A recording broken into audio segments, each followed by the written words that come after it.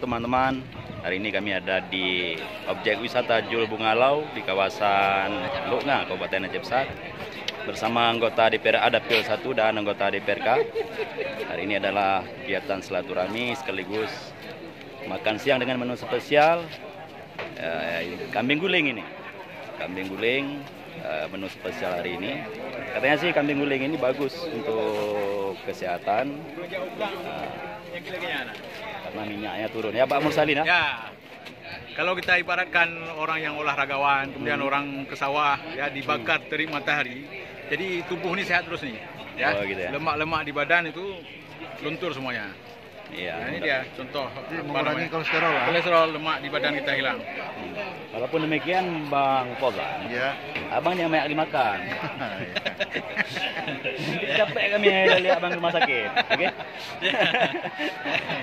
Ya, Oh, hari ini mana bersama- tadi sama dia? Kali tahayal benar di mana pulang kan tadi. Apa tuh, Kade? Nah, ini dia sedang dipanggang kambing guling ya. Seperti yang Anda lihat. Ya, maaf. Oke.